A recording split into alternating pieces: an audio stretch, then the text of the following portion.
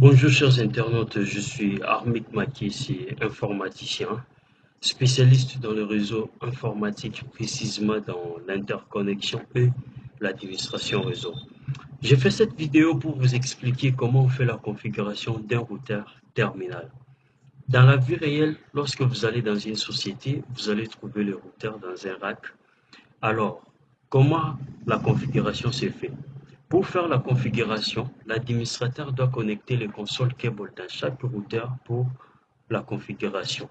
Mais avec le routeur terminal, au lieu de connecter les consoles cable dans chaque routeur, l'administrateur va juste se connecter dans le routeur terminal et puis il va commencer la configuration des autres routeurs à l'aide de ces routeurs-là terminal. Je vais vous montrer la configuration. Voici notre rack. Dans notre rack, au total, nous avons 4 routeurs. Le routeur numéro 0, le routeur numéro 1, le routeur numéro 2, le routeur numéro 3 et les switches. C'est ça notre rack. Tous les routeurs sont présentés dans un rack, comme vous êtes en train de voir. Maintenant, je vais vous montrer notre topologie. Ça, c'est notre topologie. Maintenant, qu'est-ce que nous allons faire? Nous allons d'abord essayer de connecter les PC avec les switches. Nous connaissons très bien pour connecter un PC avec les switches, il faut utiliser un câble qu'on appelle les câbles droits ou les straight cable en anglais. Donc, nous allons connecter les PC avec les switches. Oui. Et puis nous allons connecter le, les switches avec le routeur. Regardez ici, vous allez voir que nous avons 4 routeurs, un switch et un PC. Au total, nous avons 4 routeurs. Ces routeurs, le routeur numéro 0, ça va nous servir comme étant un routeur serveur ou terminal router en anglais. Et puis les 3 autres routeurs, c'est ça que nous allons utiliser dans notre société. Les routeurs terminal, ça va nous aider pour la configuration des autres routeurs. Comme je vous ai dit avant, au lieu de connecter les consoles cable dans chaque routeur pour la configuration, nous allons juste utiliser ces routeurs comme étant les serveurs et puis nous allons faire la configuration des autres routeurs à l'intérieur du routeur serveur ou à l'intérieur du routeur terminal. Alors, pour faire la connexion du routeur terminal avec d'autres PC, nous sommes obligés de connecter une carte. Je vais vous montrer la carte que nous allons connecter. La première des choses à faire, c'est d'abord de switch off notre routeur. C'est déjà switch off. Maintenant, nous allons choisir le HWIC-8A ou HWIC-8A.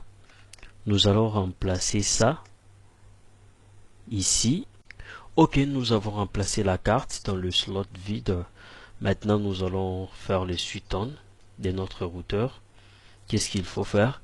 Maintenant, la chose à faire, c'est de connecter les routeurs terminal avec ces 3 routeurs. Pour connecter les routeurs terminal, nous allons utiliser ces câbles. Vous êtes en train de voir, c'est un câble à une couleur verte. Et puis, le nom, c'est Octal. Nous allons connecter ces câbles avec les PC. Regardez, ici, les slots est appelé A5. A5, ça signifie asynchronous. Nous allons connecter ces câbles asynchronous dans le routeur. Maintenant, ces câbles sera connecté dans le port du console. Ce port, ici aussi, nous allons connecter ces câbles dans le port du console, dans les PC. Et puis ici, ça sera dans, excusez-moi, ici,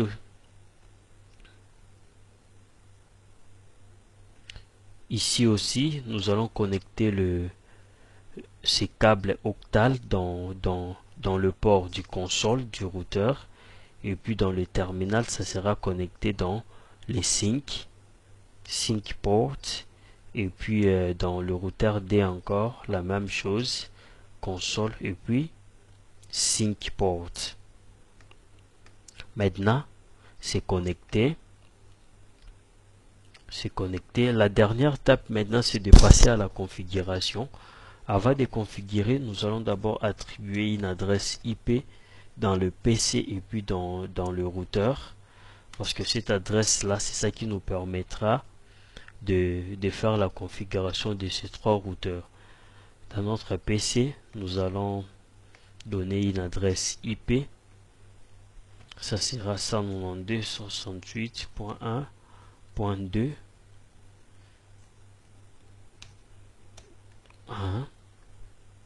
Et puis dans le routeur terminal, ici nous sommes dans le routeur terminal. Nous allons d'abord configurer le routeur terminal. No enable config terminal interface F0/0 IP address 192.168.1.1 3 x 10 c'est le masque de sous-réseau 0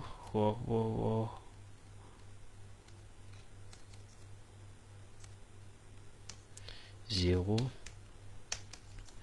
no shutdown. Maintenant nous allons tester s'il y a la connectivité entre les PC et les routeurs. Ok, il y a la connectivité, ça ping, ça marche. Maintenant qu'est-ce que nous allons faire? Nous allons passer par la configuration de notre routeur serveur ou notre terminal router. Nous allons passer par la configuration. Après, nous allons configurer nos trois routeurs. Pour configurer les terminals, ce n'est pas compliqué. Conft, nous allons donner le host name. Le host name, on donne ça routeur serveur enter et puis username Cisco, password Cisco 1, IP domain name networktext.com, ça c'est notre domaine. Crypto key generate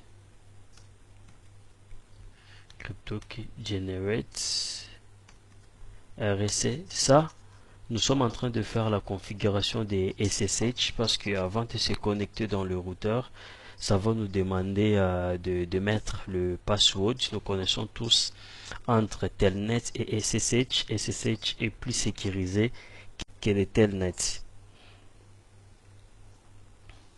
Ok. IP SSH version 2.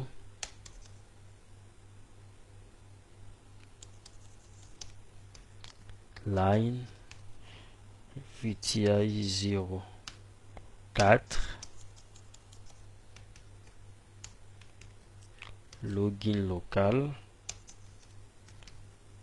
Transport input SSH enter. Maintenant la configuration de SSH est finie. Nous allons maintenant passer à une autre étape de configuration.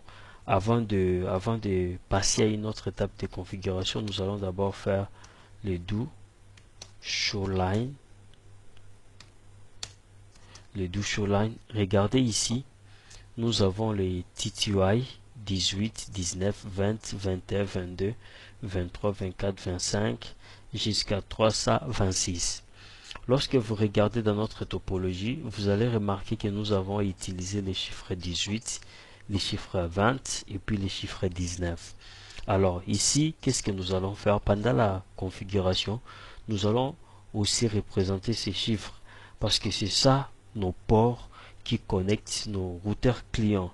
Donc nous devons aussi les spécifier pendant la configuration. Alors comment nous allons faire?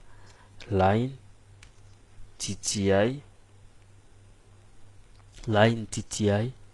18 espace 20. Ici nous avons utilisé 18, 19, 20. Donc ici nous allons juste représenter 18 et puis 20. Cela veut dire que 19 est à l'intérieur. Entre 18 et 20, il y a le port 19. Et puis Enter. Login local. Enter.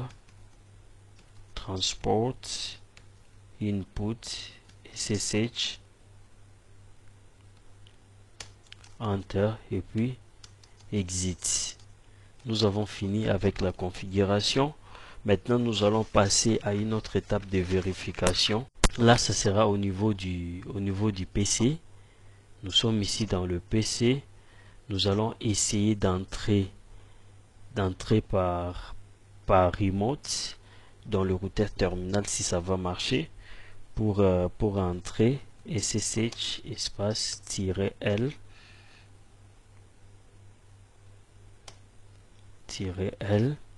et puis nous allons donner les noms des username que nous avons donné. Il ne faut pas oublier que nous avons donné un username et un password.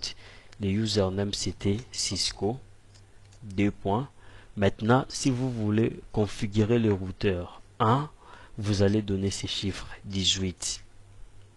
Si vous voulez configurer le routeur 2, vous allez donner les chiffres 20. Si vous voulez configurer le routeur 3, vous allez donner les chiffres 19. Nous allons donner l'adresse IP du routeur terminal. Les passwords, les mots de passe c'est Cisco 1. Si je ne me trompe pas, Cisco 1. Oui. Maintenant, nous sommes dans le routeur 1. Nous pouvons maintenant commencer la configuration du routeur 1. Conft hostname, on donne ça Kinshasa.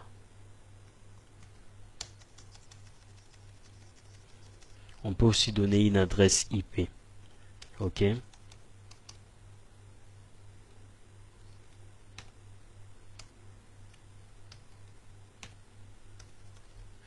On peut aussi donner une adresse IP.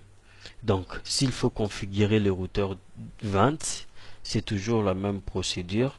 Il faut d'abord écrire SSHL. Il faut d'abord commencer par SSHL, c'est ça. Il faut d'abord commencer par SSH.